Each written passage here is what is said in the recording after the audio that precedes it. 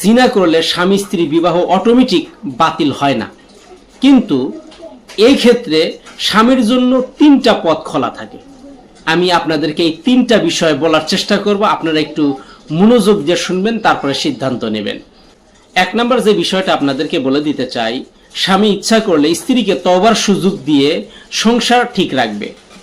এক্ষেত্রে অবশ্যই উল্লেখযোগ্য যে যদি স্ত্রী আন্তরিকভাবে তওবা করে, যার সাথে সম্পর্ক তার সাথে সম্পূর্ণরূপে সম্পর্ক ছিন্ন করে, অর্থাৎ স্বামীর অবর্তমানে যার সংস্পর্শনে গেছে তার সাথে চিরতরে সম্পর্ক ছিন্ন করতে হবে এবং অবশ্যই নিজেকে সংশোধন করার মনোমানসিকতা থাকতে হবে এবং সংশোধন করে নিতে হবে এবং খালেস নিয়তে স্বামীর কাছে মাফ চাইতে হবে, কারণ স্বামীর হক নষ্ট করেছে।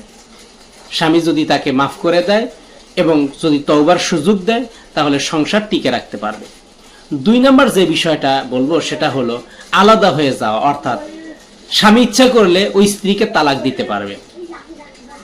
এক্ষেত্রে যদি স্বামী মনে করে যে বিশ্বাস ভেঙে গেছে, তার স্ত্রী তার বিশ্বাসের অমর্যাদা করেছে, তার অবর্তমানে তার হক নষ্ট করেছে, এক্ষেত্রে স্বামী চাইলে স্ত্রীর সাথে সম্পর্ক ছিন্ন করতে পারে, স্বামী তাকে তালাক দিতে পারে। তবে অবশ্যই আমি আপনাদেরকে অনুরোধ করব, এক্ষেত্রে স্বামীকে শরিয়া অনুযায়ী তালাক দিতে হবে। শরিয়া মেনে স্বামী তাকে তালাক দিতে পারবে, স্বামীর এই পারমিশন আছে। আর 3 নম্বর যে বিষয়টা আপনাদেরকে বলবো সেটা হলো বিচারিক ব্যবস্থা। যদি প্রমাণ থাকে, শরিয়া আদালতের বিষয় সাধারণ মানুষ এটা হাতে তুলে নেবে না, সাধারণ মানুষের হাতে এটা নেই। এক্ষেত্রে আপনাদেরকে অবশ্যই গুরুত্বপূর্ণ সতর্কতা অবলম্বন করতে হবে। আমি আপনাদেরকে বলে দিতে চাই, এই ধরনের অপরাধগুলো প্রমাণ করা খুবই কঠিন। ইসলাম কাউকে অপবাদ দিয়ে কঠোর শাস্তি দেওয়ার ব্যাপারে নিষেধাজ্ঞা দিয়েছে। কাউকে জোরপূর্বক শাস্তি দেওয়া যাবে না, আগে তার অপরাধটা প্রমাণিত হতে হবে। আর প্রমাণ করার ক্ষেত্রে আমি আল্লাহ রাব্বুল আলামিনের ওই ফরমানটাকে আপনাকে মনে করে দিতে চাই।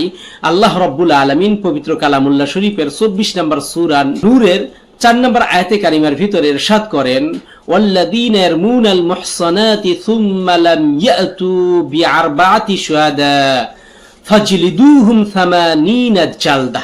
আল্লাহ রাব্বুল আলামিন বলেন, যারা সতী নারীদের বিরুদ্ধে অপবাদ দেয় এবং 4 জন সাক্ষী আনতে পারে না, তাদেরকে 80টা করে বেত্রাঘাত করো।